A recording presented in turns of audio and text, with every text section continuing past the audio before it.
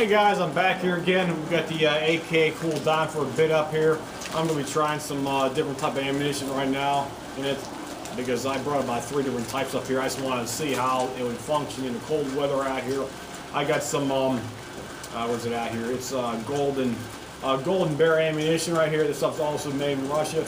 This is 2012 production in August. Golden Bear. This has the copper, or I should say brass.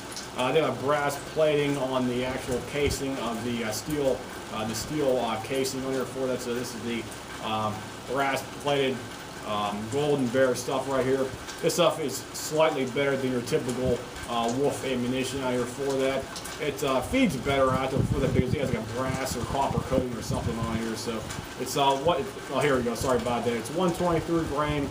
Bi-metal jacket, full metal jacket, and it's brass plate case. So this is indeed brass on the actual casing. So it is brass plated onto the steel casing for reference points. So we'll try it out here.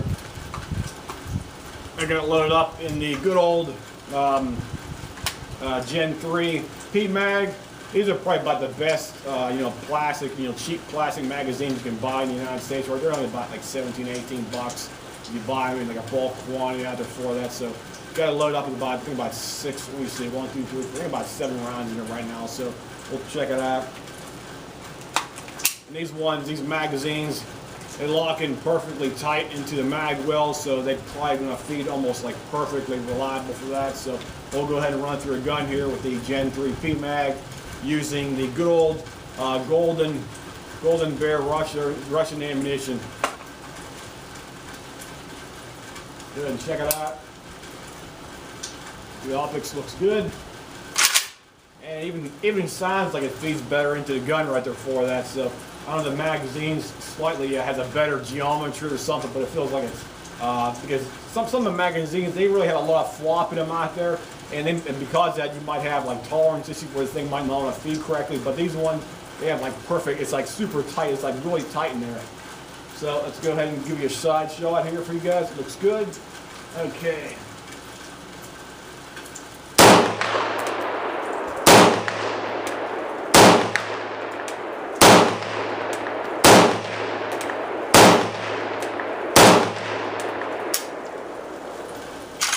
Now you see that right there? That's the second video here for the gun.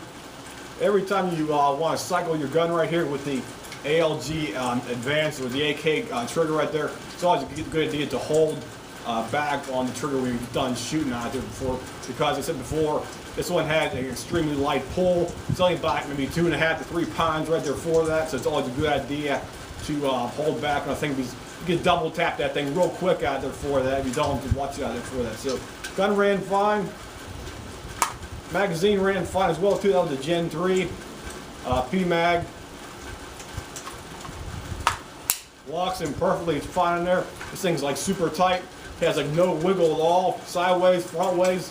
Had probably about the perfect feeding angle as well too. All the polymer plastic magazines for your AK rifle out there for that, because some of the steel magazines, they might flop around your magazine well and stuff like that, so you might have a little bit issues where it doesn't want to feed correctly or something like that. But this one, it locks in absolutely tight, and there's no problem. There's no wobble front sideways or back to sideways either as well too. So 2 thumbs up to that magazine and the ammunition we had.